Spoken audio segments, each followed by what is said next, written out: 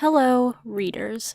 Welcome back to another episode of the Books and Video Games Vodcast with your host Danielle from the Keep Calm and Read On blog.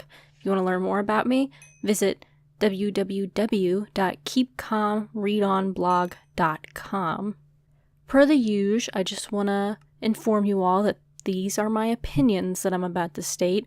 They are not fact, and therefore you have a right to agree or disagree with me. And I encourage anything that you have to say to be put in the comments below and to get along with one another. With that being said, let's start this episode. I want to start off this episode by directing a question to the Queen herself, J.K. Rowling. How far is too far, JKR? I mean, let's really talk about this. Harry Potter is an amazing series. 7 books, very well fleshed out characters, a fantastic plot, a huge fandom behind it. What more could you ask for? And not only that, but it's complete. It's done and it's beautiful. Leave it be, right? Well, that's what Rowling has told us, but things have changed.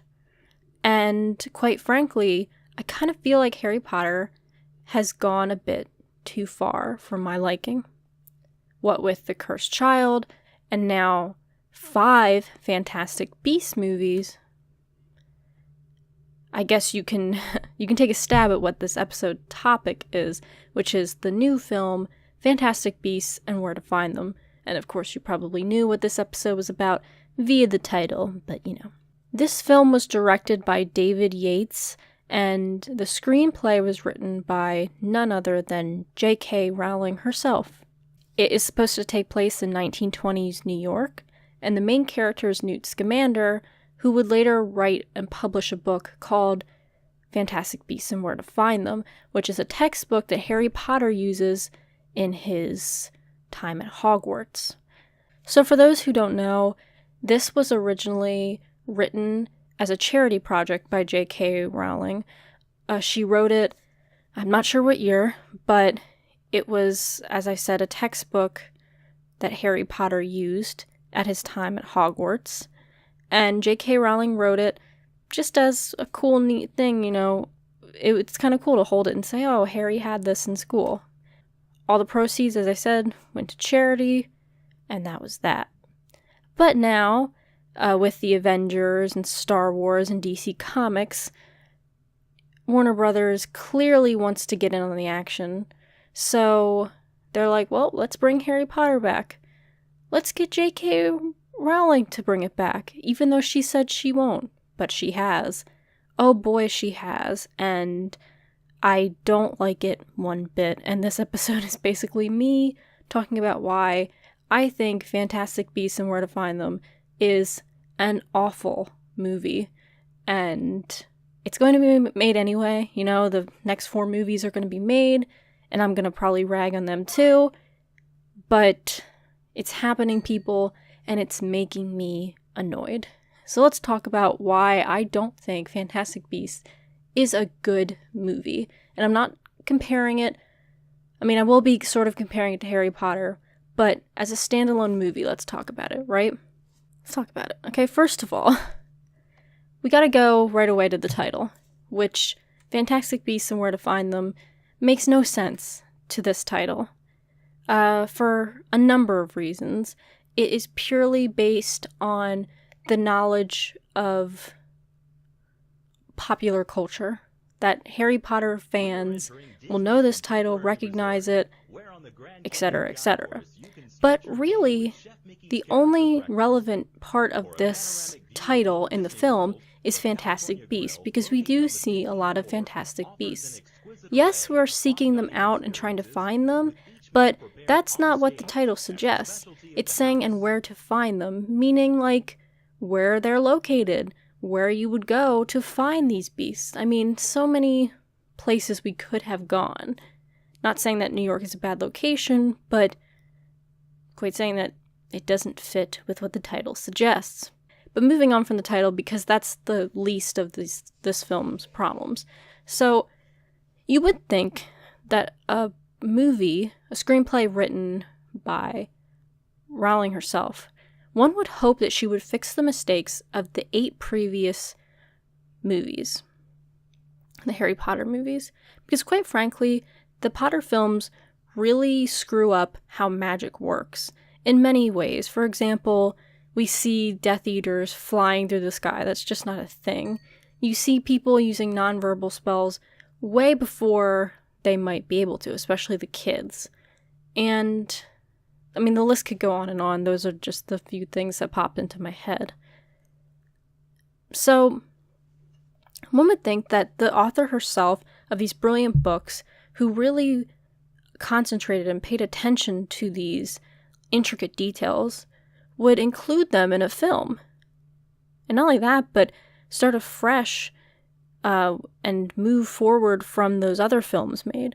But no, we get the same director who directed half of the Potter films, David Yates, and you have J.K. Rowling herself putting the mistakes back into the movies. It's like she's justifying these mistakes. Quite frankly, it's annoying, and it's just lazy. It's just lazy, it's quick writing. It's clear that they wanted a franchise. It's what they wanted. It's not because J.K. Rowling suddenly had this amazing idea and, you know, she's like, alright, let's roll with this. No, that's not how it worked. They easily went to her because they wanted a franchise, and this is what we're getting, people. This sucky Fantastic Beasts franchise. I hope you're happy, people. I hope you're happy. My point in saying all this is that I really feel like, and I think I'm saying her name wrong. I think it's Rowling. It's Rowling, yeah. Sorry, my bad. As a Harry Potter fan, I'm ashamed. Anyway, it seems like Rowling had an opportunity to right the wrongs of the film's mistakes, but she continued them. Like I said, she stuck with the same director of half of the films who made these mistakes, and she herself applied these mistakes in her script. It's lazy writing. And on top of that, it's just like little things. Like throughout the movie, they're hunting beasts. At one point, Newt is in an apartment building, and he sees this little blue, almost looks like a bee creature flying around. And he's looking at it, and he just watches it fly away. And I'm like, wait a minute. I get that maybe, because the whole perspective of Newt is that he doesn't think the creatures are dangerous, he thinks the people outside are dangerous. Well, okay, that's well and good, and that's an interesting character attribute, but the fact is that even if he was like, oh, well, it's not dangerous, so I'm gonna just let it go, that wouldn't be in tune with his character, because he wouldn't want it to be free with the monsters he believes are the people. So, quite frankly, you'd think he'd, I don't know, want to catch the beast that's right in front of him. And one could say, well, it was out of his reach. Well, he's a freaking wizard. Have you ever heard of the spell called Accio? Accio creature. I mean, and that's not the only time. There's one scene where they have to catch this beast. They have to put it in a teapot. And so they're trying to lure it in there with a cockroach. And one character, Jacob, has the cockroach, and then the other character, Tina, has the teapot. So Jacob has to throw the cockroach across the room to put it in the teapot. Tina is a freaking wizard. Pull out your damn wand and say Accio cockroach and put it in the teapot. This is not rocket science. It's magic. A concept that was laid out so well, so brilliantly, in 7 Harry Potter books. And the author herself wrote the script for this film, and she couldn't think of that. And that brings me, speaking about Newt's character, let's go to the characters, shall we? We have Newt, we have Tina, we have Tina's sister, I don't remember her name, we have Jacob, we have Credence, we have, and I already put this on the screen, but spoilers, by the way, but we have I don't remember his name, but he's played by Colin Farrell, and he's actually Grindelwald. So we'd think, Harry Potter film, oh, we grow to love these characters. Well, maybe. I mean, I won't say I disliked them. For the most part, I think all of them contained something of value. But here's the problem. And it's a big problem. One that was sort of addressed in the Harry Potter adaptations, which is that, and I've always believed that Harry Potter would be better adapted as a television show. The reason being is that a film is just too short of a time to really capture characters and really capture these moments that happen in the books, because quite frankly, a movie, it needs to be restricted to 2 hours. As a Harry Potter fan, I would love to see a 4-hour Harry Potter movie. Believe me, I would love that. But quite frankly, that's just not how it works. And so things need to be cut, unfortunately. And with that being said, lots of things that are cut take away from the characters and take away from that connection that people just don't feel. I mean, I know my parents have seen all the Harry Potter movies, and they don't get what is so amazing about them. And I always attribute that to the fact that they didn't read the books. And I know there are some people out there who have still not read the books and love the films and would say the opposite, but I think for the most part, my feelings are usually what other people are experiencing. So back to the characters. I first want to talk about Credence. I thought Credence could have been a fantastic character, but the problem was that he wasn't explored enough. You know, we see him with his head bow, we see him with these witch hunters or people against witches and wizards, which first of all, there's no reason for them to act this way. They're in New York, like where, maybe put them in Massachusetts, but a lot of this stuff wasn't happening in New York, historically speaking. And not only that, but like there's no motivation for why these people would be hunting witches and wizards. It just doesn't make sense with the time period. On that same note, back to Credence, I should say, we see like little bits like, oh, he's abused, or something's wrong with him, actually. We don't even see him being abused. I did step out of the movie theater at one point, so I'm not sure what I possibly missed, but from what I saw of the movie, there was all telling, there was no showing. At one point, Tina's in this pool of liquid that's like showing her memories, and which I'm going to talk about. Believe me, I'm going to talk about that. And we see her with Credence, and it's like, don't give us obscure images. Like, maybe just show Credence being abused. Maybe, I don't know, have something. Have us spend time with him. Don't give us like these confusing tidbits. Just show us. That's all you need to do, is show us. And they couldn't do that, and therefore I found that Credence was a very shallow character. In fact, most of the characters were very shallow, but Credence was the most, I think. I found there was no way to really connect with him or understand his motivations enough. I didn't care what happened to him. Kill him. I don't care. Like, at that point, I was just like, I'm ready for the movie to end. I just don't care. I just didn't care about Credence. You can't just tell me, oh, this person's been abused, therefore I should care. Of course, in real life, it's different, but we're watching a story. Make me care about this character, and you could have easily done so. And I think Credence was the character they really butchered the most, because they could have made him such a good and sympathetic, quote-unquote, villain. And he wasn't. It was very shallow. And let's get to the real villain, which was Colin Farrell's character / Grindelwald. Once again, this whole reveal, the fact that it was Grindelwald the whole time, okay, like, so that's interesting. Like, I just don't care. So now he's Grindelwald at the end. Okay, but why would he want Credence? And we don't want the obvious reasons, like he wants the real destructive power. He had no control of that situation. Like, Grindelwald at least would have control of it. Like, it was clear that he had no control over Credence. Like, it was just, they were not on the same page, so I wasn't sure, before I even knew it was Grindelwald, what this character was going for. And then, how long was Grindelwald impersonating this person? Where was the actual person, and how did he impersonate him? It wasn't with Polyjuice Potion. What magic did he use? This is a film about magic, so why don't we see some freaking magic? And this can't be a new identity, because Colin Farrell's character seemed to be a trusted ministry employee in America. So, what is happening? It doesn't make any freaking sense.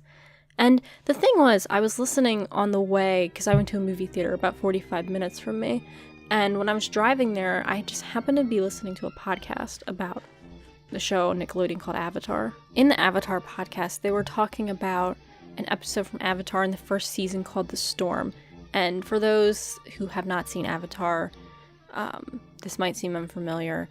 Basically, this episode of The Storm reveals in flashbacks how the main character feels a lot of guilt about certain things and what happened to him, why he feels that guilt. And then it also goes to our antagonist and talks about his backstory and why he is the way he is. And it's a really good episode. I mean, if you haven't seen Avatar, I highly encourage you to go watch it. It's one of the best shows of all time. It's like, it literally is my top show. There is no show that comes anywhere close to how amazing Avatar is. And this episode, The Storm, does a great job in showing us how the villain, or not the villain, but the antagonist, came to be the way he is. And even our main character, it has so much depth to it, so much character development, and really good character development. Like, all of the choices that are made in the episode make sense. And on top of it all, it's animation, so we're seeing it in the characters' facial expressions and stuff. I mean, the levels that this episode reaches are so good. My point in saying this is that it can be done in a 20-minute period. Avatar is like a 20 to 30-minute show, and they were able to capture 2 backstories really well in one episode. And Fantastic Beasts couldn't even do it in a 2-hour movie. And I couldn't help but think about that when I was driving home. I was like, oh, right. I was listening to an Avatar podcast. I want to watch Avatar, because Avatar is so much better than this shit movie. It's just so bad. So bad. But anyway, I've been rambling too long about the characters.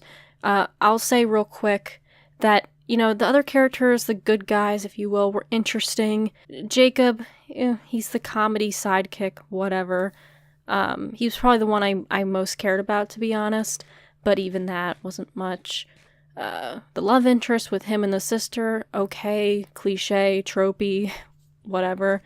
Tina, I also really like Tina. I kind of wished that, see, I know Newt is a very interesting character, and obviously we're focusing on him, but I was kind of watching and thinking, hey, why don't we get this from Tina's perspective instead? Because honestly, I would have liked if the film started off with Tina. Newt was fine. I mean, I honestly feel that, I don't know, Newt was Newt. I don't know, I just don't have anything to say about him. That's what I find about most of the main characters. They're just blah. There's nothing to say about them. There's nothing I can give. Nothing I can think of that just, I mean, they're so lackluster and boring.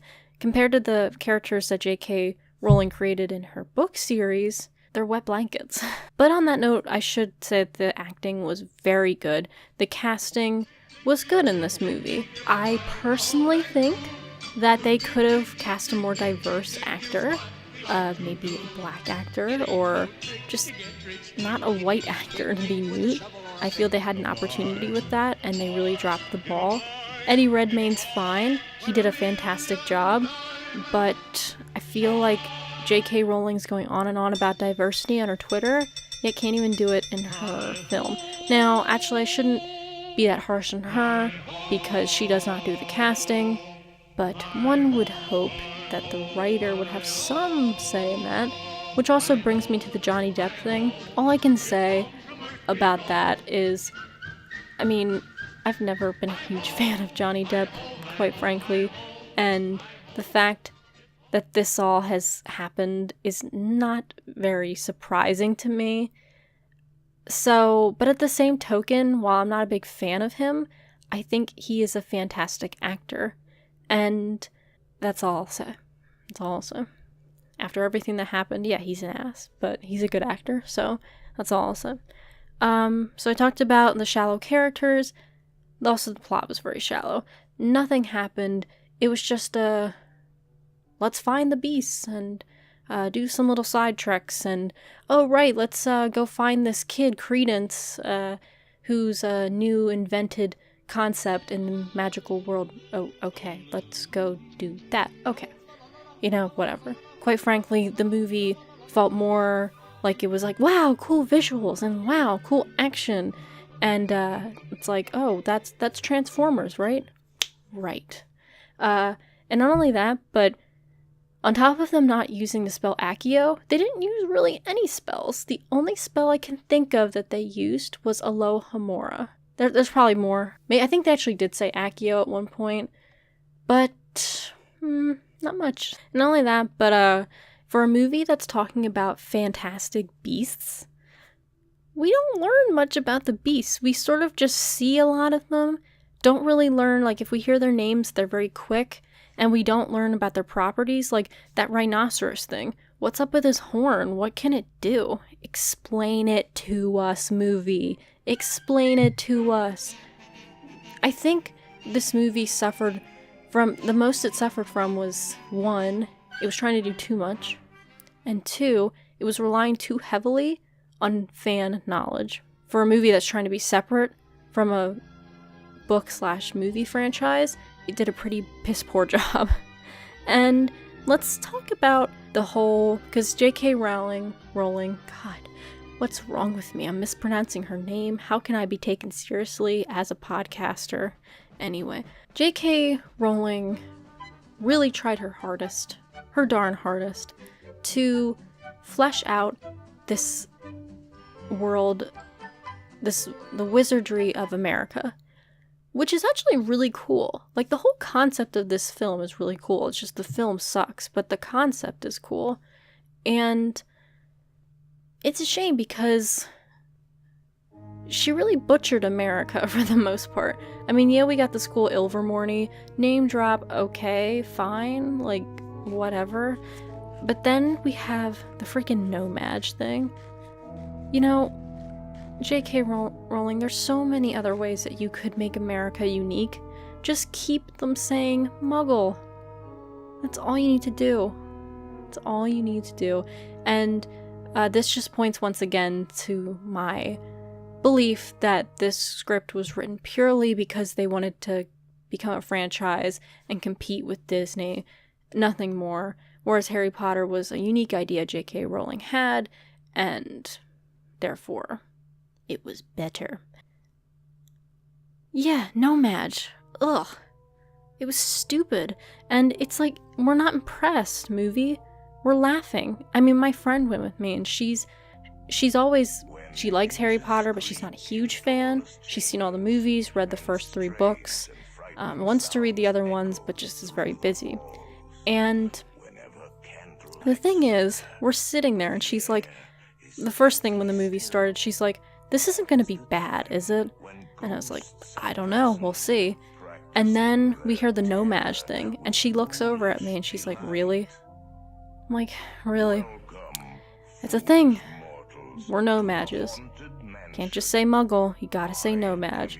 Can't say something more unique about America. Nope.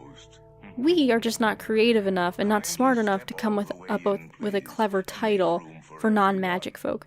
We literally call them no-maj. No magic. Because we're stupid. It's like Sorcerer's Stone all over again. Just leave it Philosopher's Stone. And on top of all that, let me just say that when it came to Tina almost being executed, why the F did they not just say Avada Kedavra? They put this prolonged scene of Tina with all these memories that make 0 sense, only are there because of the Credence thing, because they were too lazy to actually give us scenes of Credence being abused. So they're like, oh, let's throw this in, that Tina just happens to have experience with this person that the villain also is very involved with. Yes, let's just throw this in and make, a really tense moment. It wasn't tense. You knew she wasn't going to die. Come on, folks. Really? Give your viewers a bit more credit than that. We're smarter than we look, believe it or not. We're not just dumb Americans. We're not just dumb no-mages. Right? Right. And also, I should add that there was a scene in the movie. So I took a film class one time, and we were talking about shadows and stuff, and how often if a character has half their face in shadow, it means that they are torn between something, that half of their loyalties lie somewhere else, and we don't know where, and it's something evil, or they're involved in darkness. If a character's all in the shadow, then they're probably not good, and their motives are hidden. And we see this a lot in movies. Even if a character, another film style or technique is when a character's wearing gloves, it means that they're hiding something. So the film that I most commonly think of, just because I used to podcast about Disney, was Frozen, because Hans would always wear gloves, and when he took his gloves off at one point, it's when he was revealing to Anna that he's the villain. Clever on Disney's part, even though I'm not a huge fan of Frozen. But my point is that they put these characters in an alleyway in one scene, Credence and Colin Farrell, and Colin Farrell was all in shadow, and Credence, sometimes his face was in shadow, and sometimes you could see half of it was in the light. And at first I was like, oh, cool film technique, they're the bad guys. I'm like, wait, this is stupid. This is so dumb. The film is trying to be all technical. It's an example of when a person knows all the techniques but has no talent, and so they put the technique in there, but it's like, I don't care, movie. I don't care about Credence. You didn't give us anything for us to care about. He just looks sad all the time, therefore you're like, why is he sad? And the ending, it was just like, okay, that's it. Alright. I wasn't particularly sad to see Jacob losing his memories. I was like, okay.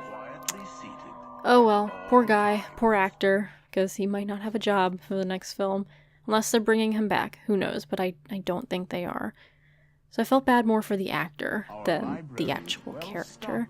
And, you know, the Grindelwald reveal, cop-out in my opinion.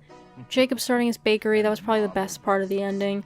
I don't know why Nuke gave him the eggshells, because, like, it's not currency, folks. It's eggshells, magical eggshells. Like, what is he gonna do with them? Are they silver? Can he get money for them? I'm just so confused. What was the point of the eggshells? Somebody tell me. Anyway. And also, like, when Jacob sees the sister, and he sort of looks like he recognizes her, and then it just goes to black. He lost all his memories, movie, remember? Like, there's no way. Final movie. Okay, whatever. Anyway, to conclude, I think that one could make the argument that the points I'm making, these critiques, are all coming from a place of nostalgia, that if really studied, my points would have no weight. That my points are just me being a Potter fan, a book fanatic, and just being upset and butthurt because my beautiful Harry Potter ending has been disrupted. And you know what? To some degree, that would be correct. But while there is truth in this, I'm going to counter this point and rid you of my bias by saying that the Harry Potter books are not the greatest books in the universe. Let's just say it. I don't think Harry Potter is amazing any longer. I still love the books. They'll always be on my favorites bookshelf. But quite frankly, I think that Harry Potter has a lot of issues. Too many issues to really take the time to talk about now, but just to name a few. You know, we have a ton of problems like, why are 99% of the Slytherins bad when we're told that it's our choices that matter at the end of the day? You know, why doesn't J.K. Rowling give something to the Slytherins? Why is she so black and white in a universe that she claims is so fleshed out and colorful? Why is it fair that Dumbledore always awards Gryffindors and gives them points, especially at the end of the first book, and shows them favoritism? Why isn't he called out in that? How come every single character ends up married in epilogue? Do you need to be married to be happy? Why is it that Kreacher can't leave the house unless he is told, but Dobby can in the second book? And, I don't know, why did Fred and George not see Peter Pettigrew on the map, sleeping with Ron? And not only that, but why doesn't the map say Barty Crouch Jr.? The map would surely do that. And those are just a few that I wrote down, that I was thinking of while I was thinking about this episode. But there are tons more technical ones at that, and more issues with characters and plot and what have you. Quite frankly, the series has problems. And right there, I acknowledged it, okay? I will definitely acknowledge that Harry Potter is not a perfect series. But if we're going to compare Harry Potter to Fantastic Beasts, as should happen since Fantastic Beasts is taking place in the same universe and is written by the same author, then maybe we could compare them in the sense that since Fantastic Beasts is the first in a film of 5, then we can talk about Philosopher's Stone. Obviously, these are both first installments, and they both have flaws. One could argue at this point that Fantastic Beasts will probably be the worst film in the series of 5 because it's the introduction. You know, looking back at TV series, the pilots are not always good. I argue that certain pilots are often very good, but typically pilots are kind of bad. And first books, first movies, sometimes they just need a little steam and they're building up to something more. But that doesn't excuse them for being bad. But here's the difference with Fantastic Beasts versus Philosopher's Stone. Fantastic Beasts sets up a lot of stuff. You know, we see a lot of stuff happening that doesn't really amount to much, but possibly will amount to a lot in the next 4 movies. Philosopher's Stone does something similar, but Philosopher's Stone also has a very clear main character. It stands fine on its own as a book. We get a beginning, middle, and end. And sure, in the end, we're anticipating another story, but it could work as a standalone book. We have clear motives, a clear villain, a reasonable twist, and side characters that actually are very interesting and have their own motivations. We have introduction to magic, introduction to a lot of things, because quite frankly, it's the first book and introductions are crucial.